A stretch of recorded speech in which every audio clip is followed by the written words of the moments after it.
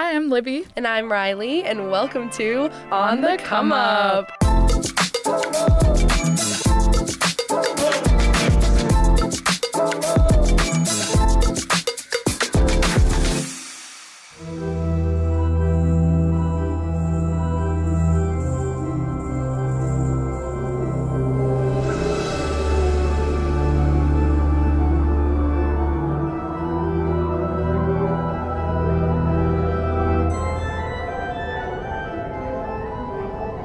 What's up, besties? Hi, besties. Welcome back to On the Come Up. Yay, We're so excited to be here. here. It is spooky season. Who's excited? Yes, me. We're vibing. Me and Libby love Halloween. We're already planning, going all out. It's going to be so much fun. Our apartment looks so cute. So cute. I will say Libby has a certain artistry when it comes to decorating the apartment for a season. But you know, we want to talk to somebody else who has a little sense of artistry today. Our lovely guest, Isabelle Tucker. Hi, how are you? I'm good. How are you guys? Good. Thanks for coming on the show. Yeah, Thanks for having me. Isabelle is super cool, y'all. Anytime you hang out with her, you will just vibe immediately. So we are going to jump right in and get some of her background and talk about, you know, where she came from. You know what I mean? So are you a Toledo native? Yeah, I grew up in like Sylvania. Well, both Sylvania and Mommy kind of like split the. So I actually went to private school. So I went to Notre Dame. Mm-hmm. Yeah. Mystery third option. I know, right? Well, but I love it because I had like a little bestie group from Notre Dame too. So then when I found out that Isabelle went to Notre Dame, I'm like, hey, we know so many of the same people. It's true. It's true. Cute. I love it. Yeah. So tell us, obviously, like you went through school, but like when did your love of art start? Well, actually, I feel like it was probably when I was little. Like I feel like I started with drawings and like really, really terrible portraits of like celebrities. And then once I got to high school, I kind of fleshed that out a little bit. I had some really great art teachers and I don't know, they kind of like directed me down the path. And then when it came time for like colleges and trying to figure out, you know, futures and whatnot, it ended up being like, oh, I think I want to go to art school or, you know, Yeah, for sure. So you went to Cincinnati? Yeah, I went to University of Cincinnati. Their design, art, architecture, and planning college. So it was pretty cool. I love that. That's a great school. Yeah. It is. So what was your actual major then? It was fine arts with a concentration in drawing and painting. Okay, cool. Yeah. So did you obviously like you grew up doing the celebrity portraits, which I'm gonna need to see. Honestly, I don't know if I still have them, but I will dig them up for you. Like, are we talking like fan account? No, like I think I remember doing like Selena Gomez and like Demi Lovato and I don't know. I'm sure Justin Bieber's in the mix. I would like to purchase. But no, tell us a little bit about your experience at Cincinnati and just kind of like going through those classes. Yeah, it was like really intense, honestly. Like I feel like my teachers back in high school like tried really hard to prepare us for like what it was going to be, but they honestly nothing could have. Like cuz all of these studio classes, they have, you know, like really rigorous, like, I don't know, like they had a lot of like different things that you had to do at once. So you had your foundations and you had like your drawing foundations and your sculpture and your ceramic and like your 3D and like this like time studio, which is like photography, performance art, videography, and like all of these things all into one.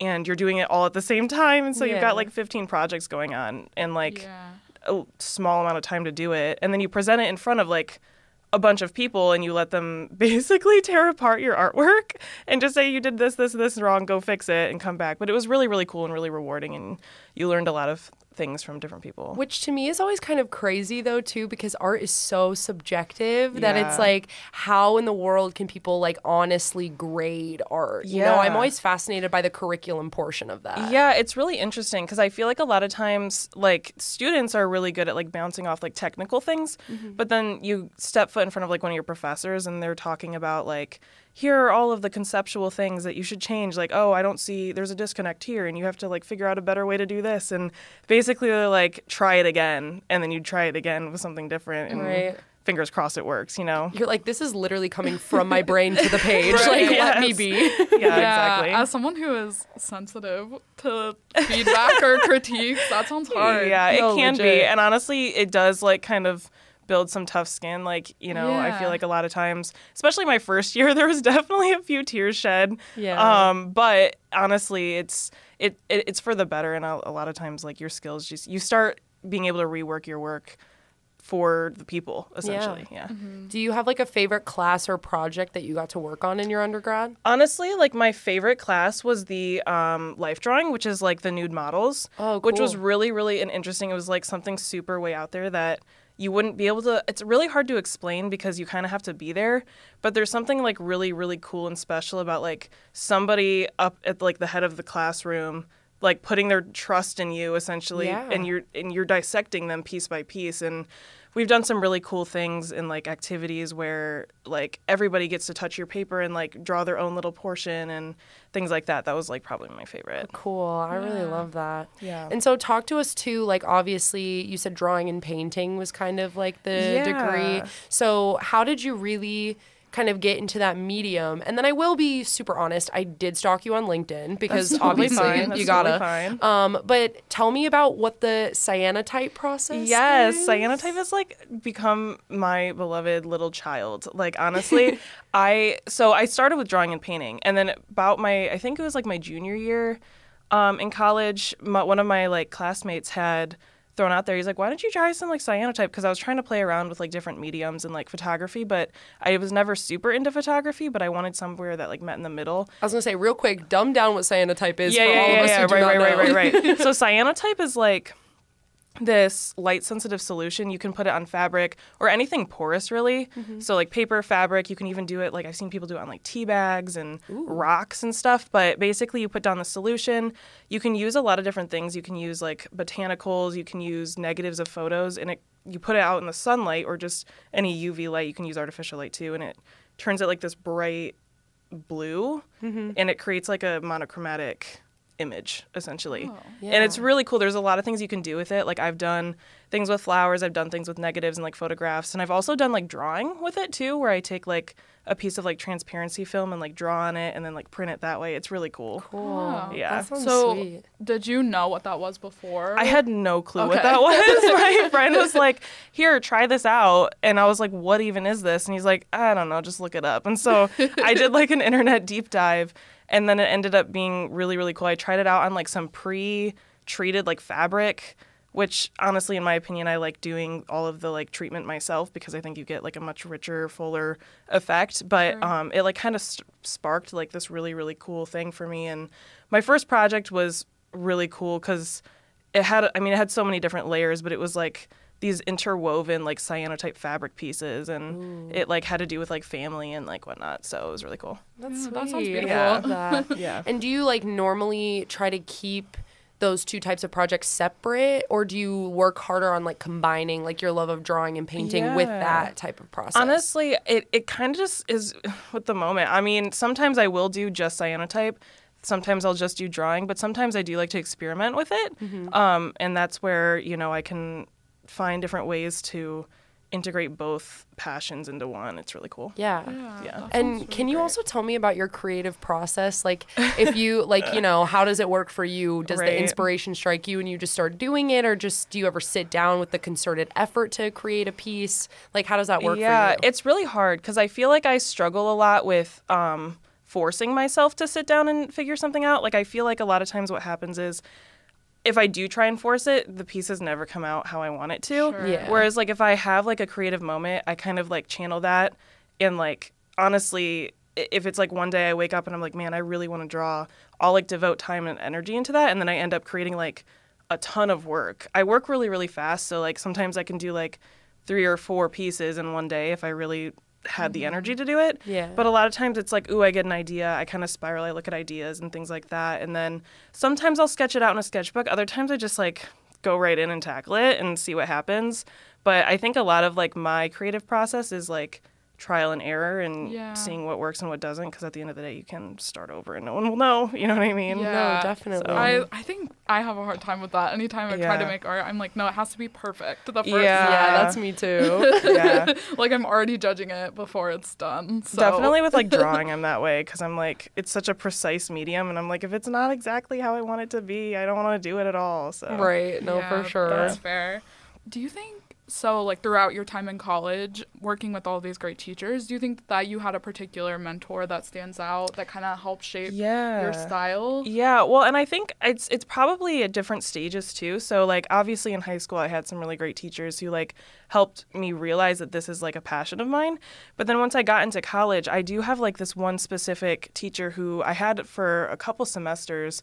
She was like my photography and like time studio, and she pushed me in like in ways that like teachers never had in the past. Like I remember like coming to her and being like, here's my idea, here's how I want to flesh it out, and she just looked at me and she's like, no, like this is like, no, this is okay, not girl, thanks. This is not it. And I was like, oh, all right, well, what do you think? She's like, I mean, I can't give you the answers, but like this is like way too obvious. Like you're basically, because you're building metaphors, right, with conceptual art. And so she's like, this is like barely a metaphor. You're basically just like telling the audience like what it is or whatever. Sure. Whatever. And I remember just being like, okay, well, I don't really know where to go from here. But then once I got kind of past that first hump with her, she like really, really helped kind of shape what I wanted my art to be, what I wanted it to be about, like what things I wanted to focus on, and helping me kind of like find really great conceptual ways to put it out there. Yeah, and I want to talk about that too, because obviously you're very passionate about putting those metaphors and those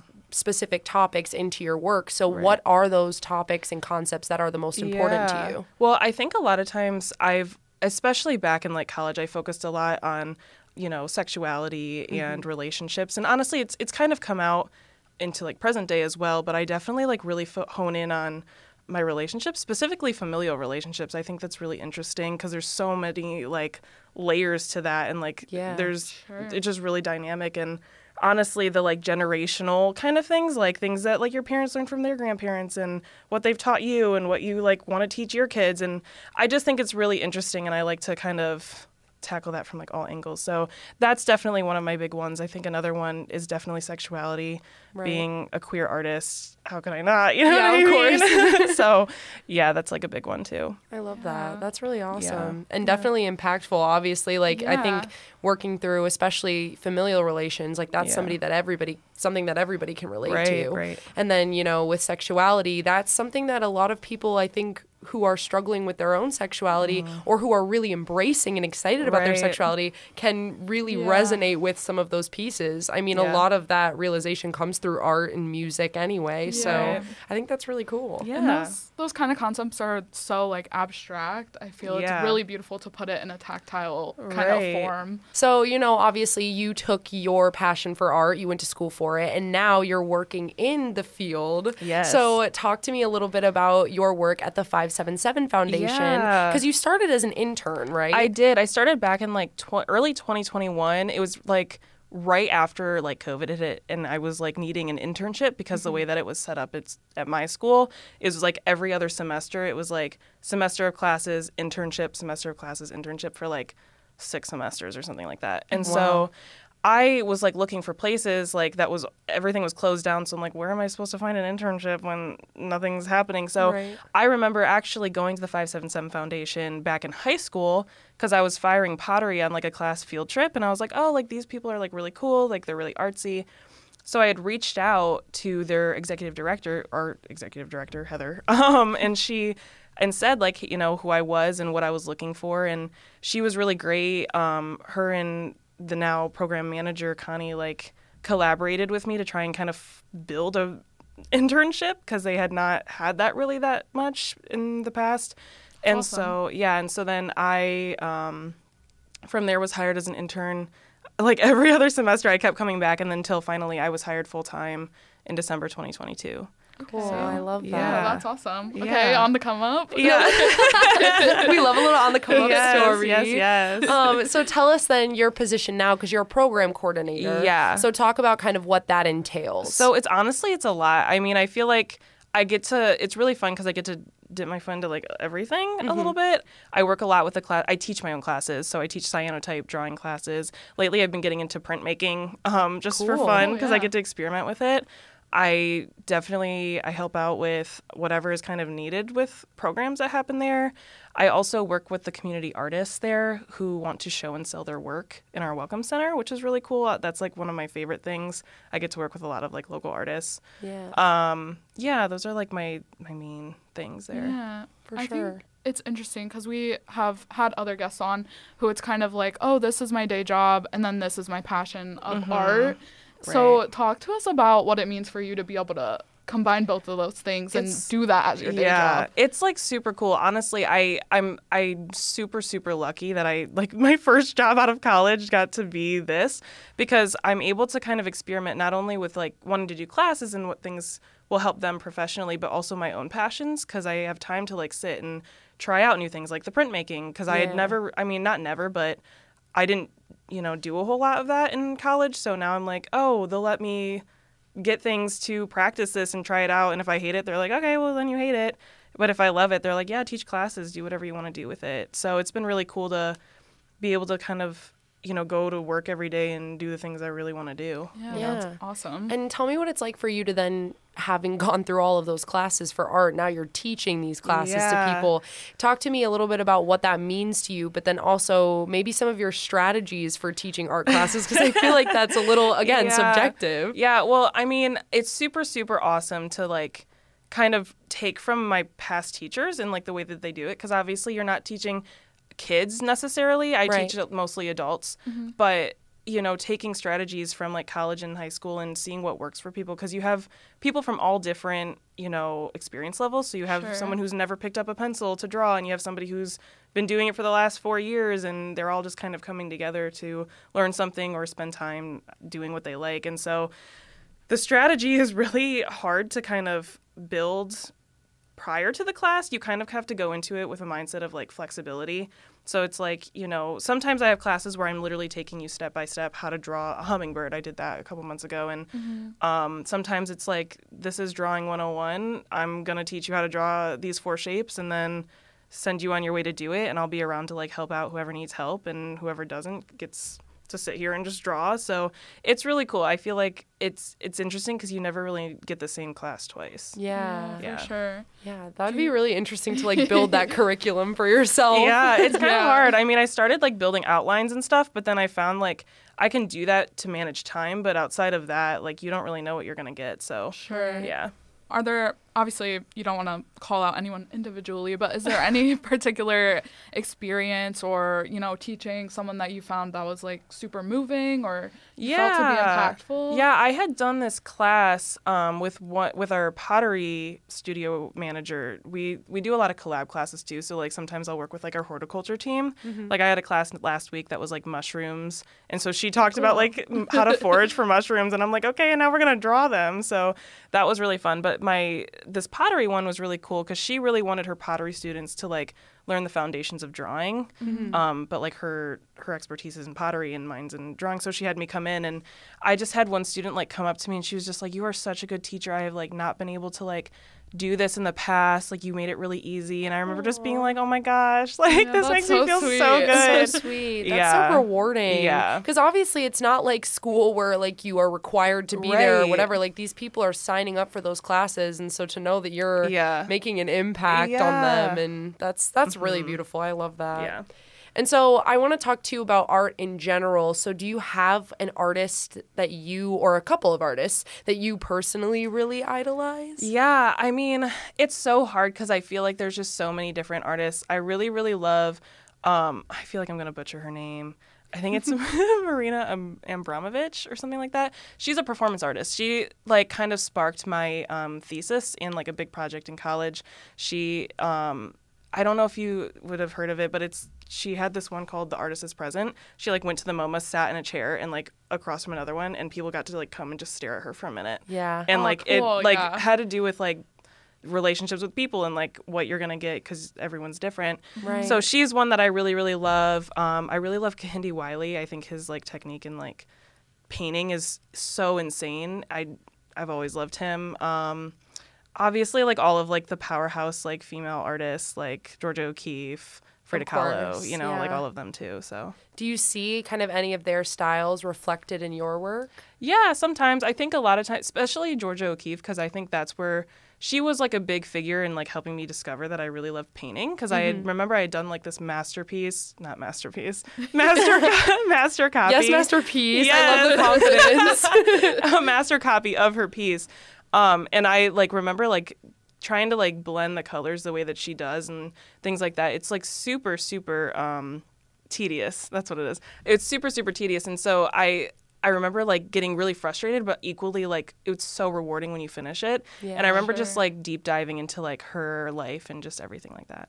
So okay, kind of loaded question to throw at you, but do you have kind of an ultimate goal with your art? Yeah, honestly, I don't super know. I feel like I've just been kind of playing it by ear, you know what I mean? Like continue to create, continuing to experiment with what I have, and you know, whatever comes along the way. But yeah, I think anything that allows me to continue doing what I love is just what's gonna end up being it for me. For sure. No, that's really beautiful. Is teaching kind of still in the I love teaching, definitely. I think that doing that with 577 has like I definitely couldn't go without teaching at this point. For sure. Yeah.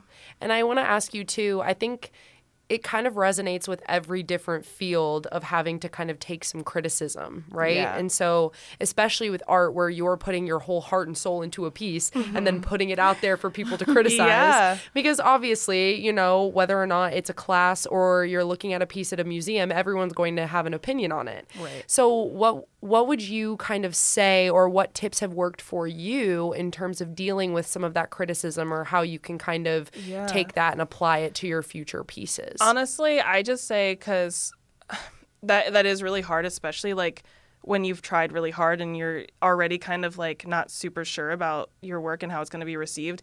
If you like put your whole heart and soul into it and you've perfected it the way that you want it, it really doesn't matter what other people have to say about it. You know what you did. You know that you love it. You know it means something to you. So honestly, like that's my biggest thing is like obviously take it into consideration, you know, but at the end of the day, it's not the end all be all of like what your work is. Yeah. You know. Tell us what advice you have for, you know, young artists, young teachers, Gen Z in general. Yeah. Honestly, I just keep working at it. I mean, like everybody acts like art is like this thing that like either you've got it or you don't. But honestly, the more you practice, the better you get. Just like anything else, like the more you practice, the more you get better at it. And if it's your passion and you love it, there are so many different things you can do with it. I mean, there's like art is everywhere. So don't let that discourage you from, you know, pursuing like a field in art. For sure. Yeah. I love the keep working at it mentality is our favorite too. Definitely. Yeah. Persistence.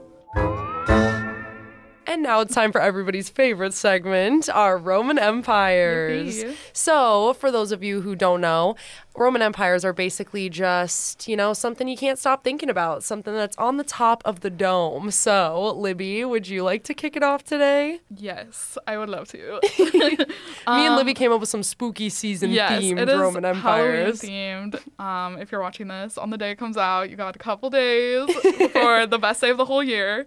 So I just wanted to tell a little story that I think is cute.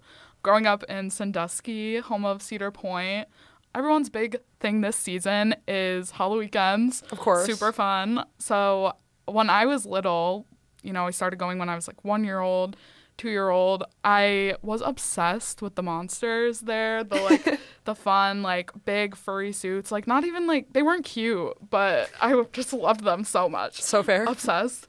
And so one day I was there with my parents, and this guy came up to us with like a big camera, and he was like, okay, can we film her to be in our commercial? And my parents were like, sure, go ahead, whatever. They paid me $1 on the spot. Yes, superstar. I'm there hugging the monsters, and it's still on, like, to this day. Little baby me and my light purple windbreaker. Like, so cute. Just so obsessed, running up, giving a big hug to the monsters. So she's sometimes, a child star. Yeah, I'm like, that's my one claim to fame. How did that affect you in your adult life, being a child star? Goodbye. No, I love it. And can we find this commercial online? I have found it before on YouTube, but I'd have to dig it back up again. Everyone search exactly Libby Cassidy Cedar Point commercial. Good luck. Oh my God. Well, mine is a little bit sentimental. Usually I do funny Roman empires, but today I've been thinking about how my favorite part of Halloween is dressing up, because it's really fun to kind of pick out a character or, you know, do yourself up however you feel best and confident and whatever. And so my favorite thing about Halloween, though, growing up was my dad worked in professional baseball, so he was gone for 8 months out of the year. But, you know, my birthday was in the summer, so he was right in the middle of the season, so I never really got to see him for that. And it was always kind of sad not to have him around for that. But my favorite time of the year was Halloween, because that was right when he would get home from the season. And so every Halloween, my dad would dress up with me and we would go in a like duo costume together. So cute. And he would take me trick-or-treating around the neighborhood. And, you know, we pulled out some classics. We did Daddy Warbucks and Annie. We did Jack Skellington and Sally. That one's my favorite. Yeah, it's true. So good, that guys. one's iconic. You know, some other ones we did were like the Mad Hatter and Alice in Wonderland. So cute. Dumbledore and Hermione. The list goes on, you know, all of our little pop culture faves. But I, more than anything, I loved spending that time with my dad, and it was obviously fun to have those pictures and the memories of dressing up with him. But my favorite thing about it was just that I think it is so telling of how comfortable my dad is with his masculinity, that he really always dressed up, went all out, wore all the makeup, like did all of it. And, you know, none of the other dads in the neighborhood dressed up. Like we would all have this little like meet up with all the kids and the dads who were taking them trick-or-treating, and all the other dads were just wearing normal clothes, not really getting into it. So I just, you know, I really appreciate that my dad was always so willing to kind of put himself out there and be really fun and engaged in that holiday with me, because he knew how important it was to me. So and such special memories. Yeah, exactly. So shout out to Tom Ruddles. I know you're listening and I love you. You're the best. Anyway. All right, Isabelle. Yeah, I'm like sitting here, I'm like listening to all your Halloween things, and I like realize I'm like lately I've been also like harassing my dad because he goes all out for Halloween. Like seriously, he turns his whole house into like a haunted house. Like cool. Makes kids like walk a certain way, and he's got like his neighbors and stuff. Like all in different positions, like waiting to jump out and scare them. Like he truly, like genuinely. So I was on a walk with him like yesterday, and I was like, I keep berating him. He's probably so annoyed. I'm like, what are you gonna do this year? Like, what's your next thing? Like, because he goes out and like buys like these like expensive like yard things, and I'm like, oh my gosh, this is ridiculous. But it's always just been so much fun because I'm always involved in some way.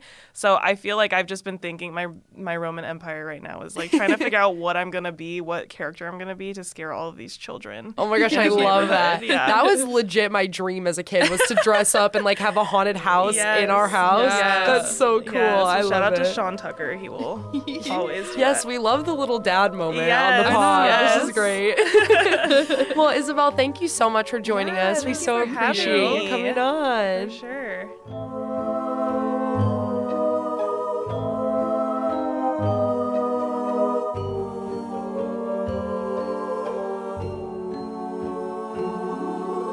We want to thank Isabelle Tucker, our spooktacular guest on today's show. We're your hosts and producers, Libby and Riley, and our executive producer is the spooky, scary Chris Pfeiffer.